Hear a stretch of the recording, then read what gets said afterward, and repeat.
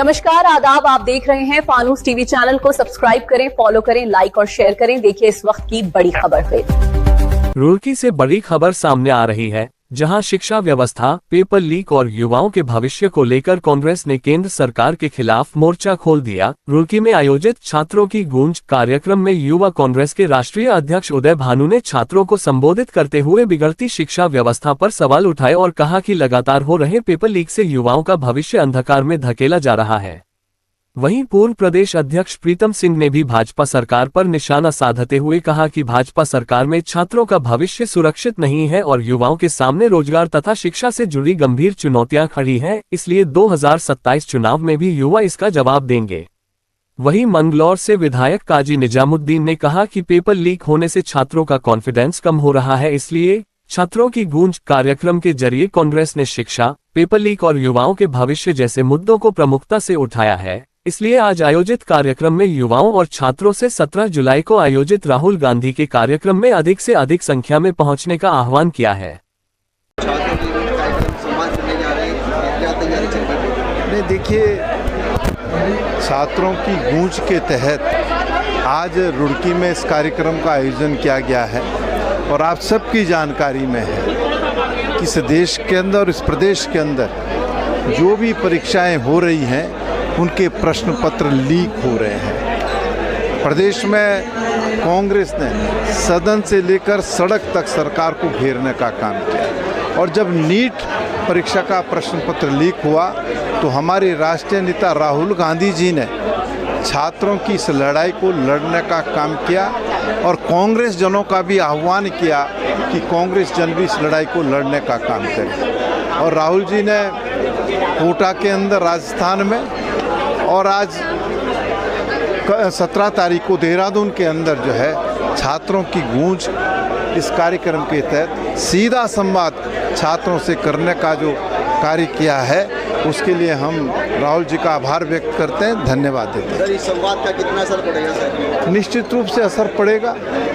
आज हर माँ बाप, हर छात्र इस बात से पीड़ित है कि जो परीक्षाएं हो रही हैं उनके प्रश्न पत्र लीक हो रहे हैं, तो ऐसी परिस्थितियों में लोग अपने आप को असहज भी पाते हैं और ठगा हुआ भी महसूस करते हैं कि जो लोग सत्ता में बैठे हुए हैं वो लोग इस दिशा में कोई कदम उठाने के लिए तैयार नहीं है। और राहुल जी ने कदम बढ़ाए हैं तो सब लोग जो है राहुल जी के साथ कदम ताल करते हुए आगे बढ़ने का काम कर रहे हैं। भाजपा दोबारा पेपर करा के अपनी जीत दबा रही है, दोबारा पेपर करा के जो लीक हुआ था। नहीं, देखिए, मैंने कहा ना कि ये तो भाजपा डबल इंजन की सरकार का जो है एक ऐसा खेल जो है नौजवान साथियों के साथ, छात्रों के साथ है कि प्रश्न पत्र लीक होता है। ये क्यों होता है, इसकी जवाबदेही किसकी है? इसकी जवाबदेही तो सरकार की है। क्या सरकार इस देश के अंदर, इस प्रदेश के अंदर जो प्रश्न पत्र लीक हो रहे हैं उसे रोक नहीं पा रही है?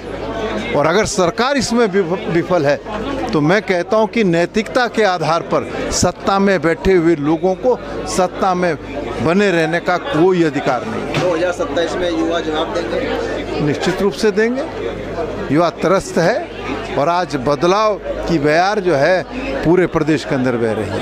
कांग्रेस कितनी मजबूत है? कांग्रेस पूरी तरीके से मजबूत है। जब भी चुनाव होगा हम मजबूती से चुनाव लड़ने का काम करेंगे और उत्तराखंड के लोग भारतीय जनता पार्टी के चाल चरित्र चेहरे को पहचान चुके हैं और वो बदलाव में कांग्रेस के साथ लाभबद्ध होने का काम करेंगे।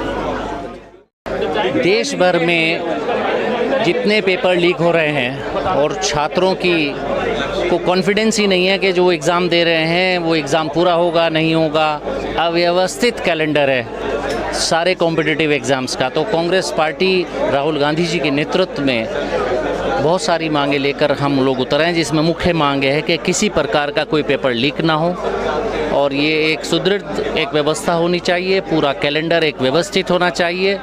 कॉम्पिटिटिव एग्ज़ाम्स का किस दिन पेपर फॉर्म्स की लास्ट डेट है, किस दिन फॉर्म फिल करना, किस दिन एग्जामिनेशन है, किस दिन रिज़ल्ट आउट होना है। ये नहीं है कि सरकार कभी भी अपनी मर्ज़ी से डेट फिक्स कर दें। फिर धर्मेंद्र प्रधान जी जो शिक्षा मंत्री HRD minister government of India है, वो उनका इस्तीफ़ा हो, उसके लिए हम सब लोग मांग कर रहे हैं, ताकि एक मैसेज जाए कि 90 पेपर के लगभग लीक हो गए हैं भारतीय जनता पार्टी की मोदी जी की सरकार में। तो कम से कम एक मैसेज जाना चाहिए कि भाई ये गलती ये सरकार कर रही है। तो ये राहुल गांधी जी छात्रों की आवाज़ बनकर पहले कोटा में और अब देहरादून में यहाँ पर छात्रों की आवाज़ को उठा रहे हैं। दोबारा पेपर करा के अपनी वाई लूट रही है। शर्म आनी चाहिए। 90 पेपर लीक हो रहे हैं उत्तराखंड में। UK EEE जैसे पेपर अगर लीक हुए हैं, यहाँ तो दर्जनों पेपर पीछे ऐसे जा चुके हैं जो अभी भी एक भी पेपर सुचारू रूप से पूरा नहीं हो सका। तो ये तो उनको शर्म आने वाली बात है, शर्माना चाहिए, उस पर वाहवाही की कोई बात नहीं लगती। ये तो पूरे देश के भविष्य के साथ खिलवाड़ है, हर उस परिवार के साथ खिलवाड़ है जो परिवार अपने बच्चों को कॉम्पिटिटिव एग्ज़ाम्स के माध्यम से आगे बढ़ाना चाहता है। हर उस बच्चे के सपने को तोड़ना हुआ जो बच्चा सपना देखता है कि वो कॉम्पिटिटिव एग्ज़ाम देकर अपने परिवार के और अपने सपनों को लेकर आगे बढ़ेगा। यह व्यवस्था किस तरीके बदल सकती है? ये तो सरकार की जिम्मेदारी है कि एक सुचारू व्यवस्थित एक तरीके से एग्जामिनेशन कराए। अगर वो जिम्मेदारी नहीं निभा रही तो हटे, दूसरों को मौका दे। और लोग हैं, वे व्यवस्था हम सही करके देंगे।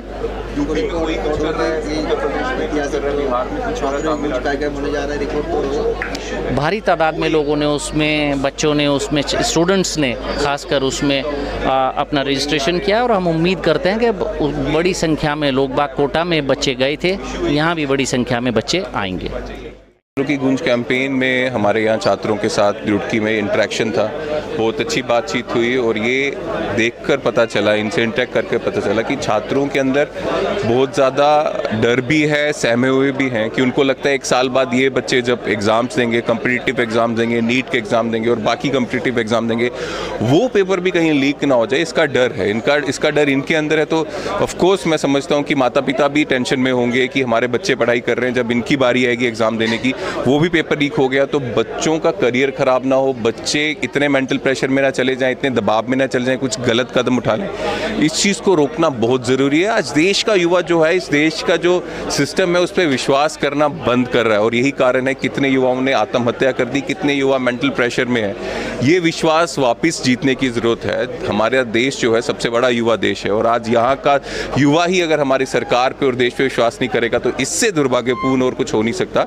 राहुल जी यही करना चाहते हैं, सिस्टम को ठीक करना चाहते हैं, अकाउंटेबल बनाना चाहते हैं ताकि जो छात्र हैं वो अपनी मेहनत, अपनी काबिलियत में आगे बढ़ें। अच्छा, ये जो सारा जो व्यवस्था है, ये व्यवस्था आप देख रहे थे फानूस टीवी। हर छोटी और बड़ी खबर के लिए फानूस टीवी देखते रहें। नमस्कार।